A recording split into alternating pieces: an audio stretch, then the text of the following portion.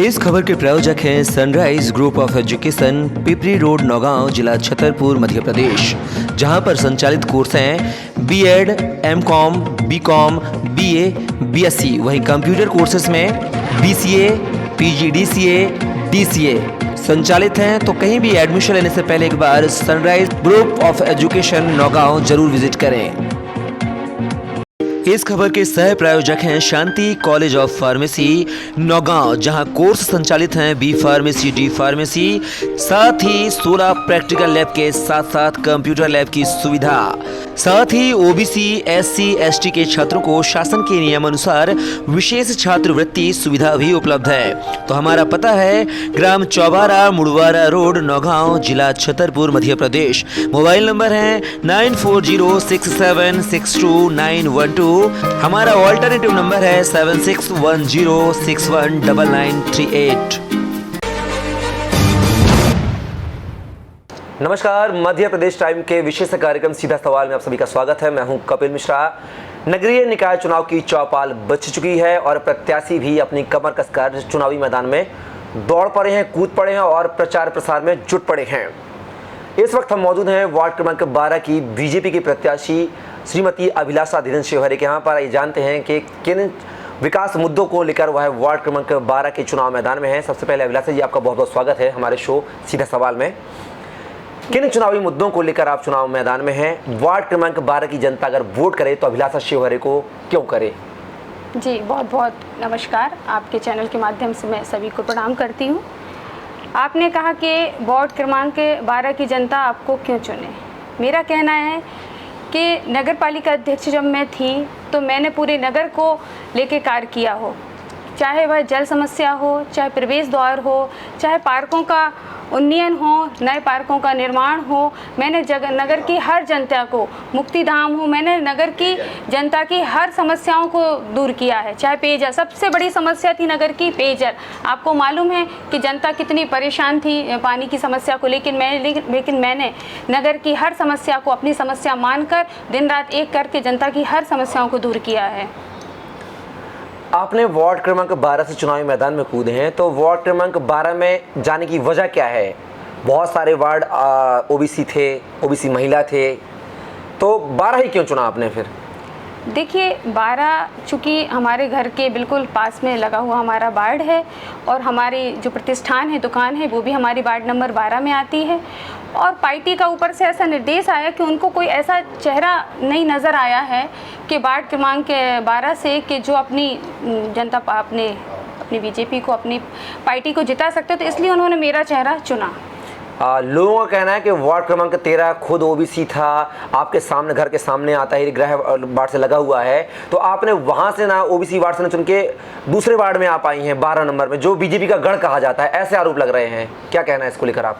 नहीं, ऐसा तो कोई बात नहीं है। वार्ड क्रमांक 13 भी हमारा अपना वार्ड है और 12 भी हमारा वार्ड क्रमांक अपना वार्ड है। लेकिन 13 का मैं कहूँगी कि मेरा छोटा भाई है शंकर साहू, हमारा युवा प्रत्याशी है, युवा मोर्चा का, और कुछ ना कुछ समय पहले हम लोगों ने उनको कमिटमेंट दिया था और हम ही की वजह से उसने वार्ड नंबर 13 में उसने काफ़ी समय से वो तैयारी कर रहा था, तो फिर उस चीज़ में हम पीछे नहीं हट सकते थे, इसलिए हमने वार्ड नंबर 13 के लिए उसका, और मैं यह भी दावे से कहती हूँ कि वार्ड नंबर 13 में हमारी पार्टी का हमारा छोटा भाई निश्चित ही विजय प्राप्त करेगा और वह जीतेगा। एक चेयरमैन रही हैं आप, बड़ा चेहरा है। 20 वार्ड में से आपको जो वार्ड कमज़ोर पड़ रहा था, जहां से बीजेपी हार रही थी, कोई अन्य वार्ड बीजेपी गढ़ कहे जाने वाले 12 नंबर वार्ड से क्यों आखिर? नहीं, देखिएगा वार्ड नंबर 12 तो वैसे देखा जाए तो हमारे हर प्रत्याशी सब अच्छी अपनी, क्योंकि नगर में इतना काम हुआ है और हमारी सरकार है, तो निश्चित है सब अपनी सरकार की अपनी योजनाओं को लेके जाएंगे हमारे प्रत्याशी, तो निश्चित ही विजय श्री को प्राप्त करेंगे। और ऐसा नहीं है कि वार्ड नंबर 12 को ही मैंने क्यों चुना है, क्योंकि वार्ड नंबर मैंने पहले बताया कपिल जी कि हमारे घर का वार्ड है और पार्टी का जैसा निर्णय, पार्टी की सर्वे में ऐसा आया और उन्होंने जैसा निर्देश किया, तो मैंने वार्ड नंबर 12 को चुना। इस बार का जो अध्यक्ष होगा वो पार्षद चुनेंगे, डायरेक्ट अध्यक्ष चुना जाएगा। सीट अनारक्षित है चेयरमैन की, अध्यक्ष नौगांव की, तो आप चेयरमैन का चेहरा रहे हैं, चेयरमैन रहे हैं, और आप क्या पार्षद का चुनाव जीतकर सीमित नहीं रह जाएंगे? डिमोशन नहीं हो जाएगा आपका? नहीं, ऐसा तो कुछ नहीं, डिमोशन हो जाएगा। देखो, मैंने राजनीति में जब कदम रखा तो मेरा मुख्य उद्देश्य था समाज सेवा करना, और राजनीति के माध्यम से हमने समाज सेवा करी और अध्यक्ष रहे। उस समय भी मैंने अपने कार्यकाल में कोई भी ऐसी गतिविधियां सामाजिक नहीं रही जिसमें मैं पीछे रही हूँ, हर चीज़ में मैं आगे रही हूँ। और तो मेरा ऐसा मानना था कि यदि मैं राजनीति में रहती हूँ और पार्टी का जैसा निर्देश आया है राजनीति में रहकर, चाहे अध्यक्ष हो चाहे पार्षद, लेकिन मैं जुड़ी रहूँगी जनता से और समाज सेवा करती रहूँगी। जो मेरा उद्देश्य है वो इसके माध्यम से मैं पूरा करूँगी। सीट अनारक्षित चेयरमैन की, अगर अनारक्षित चेहरे अगर पार्टी से सहमति बनती है, नहीं बनती है, पार्षदों में विवाद होता है चेहरे को लेकर, तो क्या अनारक्षित सीट पर अभिलाषा शिवहरे जो कि ओबीसी वर्ग से आती हैं, क्या वह चेयरमैन की दावेदारी करेंगी पार्टी फोरम में? देखिएगा, पार्टी ने मुझे बहुत कुछ दिया है और मैं अपनी पार्टी से संतुष्ट हूं, और पार्टी का निर्णय ही मेरा सर्वोपरि रहेगा। भारतीय जनता पार्टी की हमारी पार्टी जिसको आदेश देगी, मैं अभिलाषा शिवहरे उसके साथ कंधे से कंधा मिलाकर खड़ी रहेगी और उसी के साथ रहेगी। 3 चेयरमैन के चेहरों में अगर देखे जाए तो बीजेपी के 3 चेहरे, माफी चाहूँगा 4 चेहरे बीजेपी के चेयरमैन के दावेदार कहे जा रहे हैं। सोशल मीडिया के माध्यम से चर्चा का विषय बना हुआ है। पहला अंजुल सक्सेना, दूसरा सूरज मिश्रा, तीसरा अगर अनारक्षित की बात करें तो श्याम सुंदर अरजरिया, और चौथे नंबर पर अभिलाषा शिवहरे।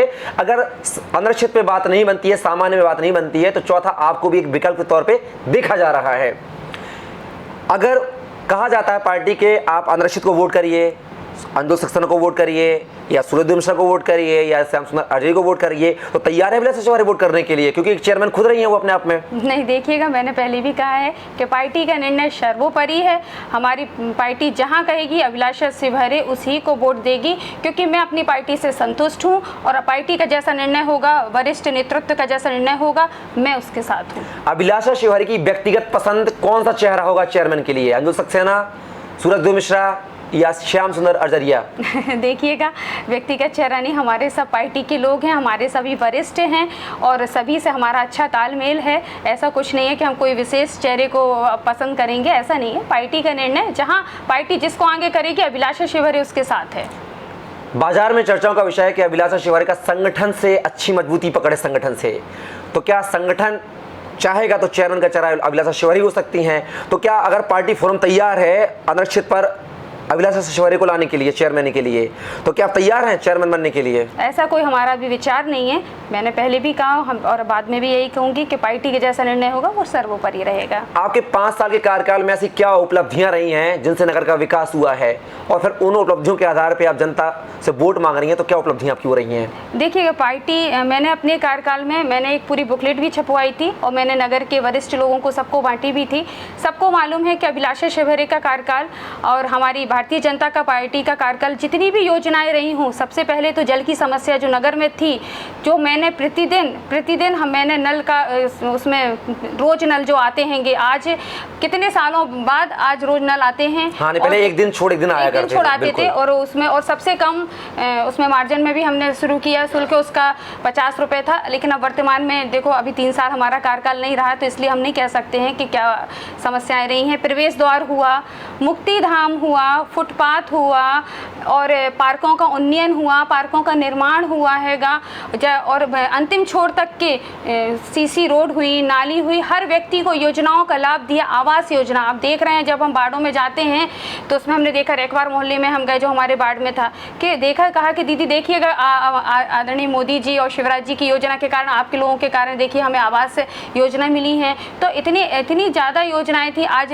नवीन फायर ब्रिगेड देखिएगा कितने वर्षों बाद आई। Tata tipper door to door मैंने कचरा कलेक्शन का यह कार्य अपने कार्यकाल में शुरू किया हैगा। ऐसी अनेक योजना, आज फुटपाथ वर्तमान में देखिएगा फुटपाथ तैयार हो गया हैगा। ऐसी अनेक योजनाएं हैं, यदि मैं बताने बैठूंगी तो आपका कपिल जी समय बहुत बर्बाद हो जाएगा, इसलिए मैंने शॉर्ट रूप में बता दिया है कि अभिलाषा शिवहरे ने अपने कार्यकाल में अपनी जनता के लिए दिल जान से मेहनत करी है और हमेशा तैयार रहूंगी। आपने विकास की अपनी लिस्ट बताई है, लेकिन एक विकास जो सोशल मीडिया पर काफ़ी छाया हुआ है नौगांव में कि मेन मार्केट में जहाँ सब चुनाव मैदान में है वहाँ पे शौचालय की व्यवस्था नहीं है। व्यापारियों को, क्रेता विक्रेताओं को वहाँ पर अच्छी खासी दिक्कतों का सामना करना पड़ता है। तो इन 5 साल में कभी विचार नहीं आया कि आप? नहीं, बिल्कुल ये विचार आया है और मैं आपको बता दूं, संज्ञान में बता दूं कि चूड़ी बाजार में मैंने एक शौचालय बनवाया था, उसको व्यवस्थित करवाया था, उसका मेंटेनेंस करवाया था, उस पर पानी की टंकियाँ रखवाई गई थी, वो चालू हो गया था। लेकिन चूंकि मैंने बताया कि 3 साल अब मेरे कार्यकाल को समाप्त हुए हो गए हैं, तो हो सकता है उधर पे कुछ लोगों के द्वारा अब वो पता नहीं सुचारू रूप से चल रहा है कि नहीं चल रहा।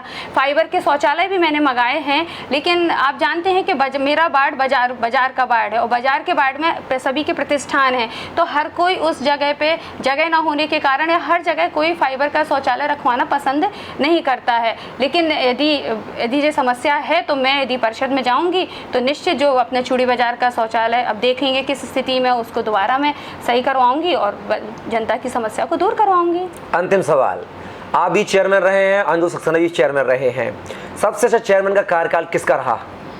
देखिए, जो भी अध्यक्ष बन के आता है तो उसका विचार यही रहता है कि हम अपनी नगर की जनता के लिए कार्य करें।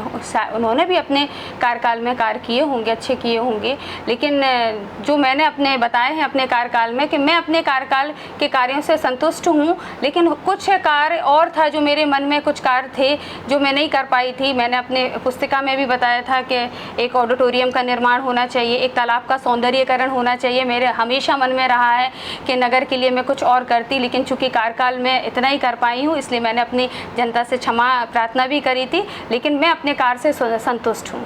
चलिए अभिलाषा जी, आपने हमारे सीधा सवाल के लिए अपना कीमती समय दिया, उसके लिए आपको बहुत बहुत शुक्रिया। बहुत बहुत धन्यवाद। आपके चैनल के माध्यम से मैं सभी नगरवासियों और वार्डवासियों को बहुत बहुत धन्यवाद देती हूँ। तो ये थे हमारे साथ वार्ड क्रमांक 12 से बीजेपी की प्रत्याशी अभिलाषा शिवहरी जी, जिन्होंने बेबाकी से अपनी राय और विकास के मुद्दों को रखा है और कहा है कि चेयरमैन रहते हुए पिछले 5 सालों में उन्होंने जो नगर का विकास किया है वह एक छोटे से वार्ड का विकास, उस आधार पर वो और अच्छा तरीके से करने की कोशिश करेंगी। लेकिन निश्चित तौर पर ये हमारा और आपका, अभिलाषा जी का विषय नहीं है, लेकिन 5 सालों में क्या विकास के कार्य हुए हैं नौगांव की जनता जानती है कि जितना विकास कार्य अभिलाषा शिवहरी के कार्यकाल में हुआ है उतना शायद ही इसके पहले किसी भी कार्यकाल में हुआ हो। लिहाजा अब देखना होगा कि इनके जो वादे हैं, चुनावी वादे बोलेंगे अभी इनको, जनता अगर इनको चुनती है तो ये वादे कितने सच्चाई में तब्दील होंगे, यह वक्त आने वाला वक्त बताएगा। फिलहाल के लिए मुझे दीजिए इजाजत, नमस्कार।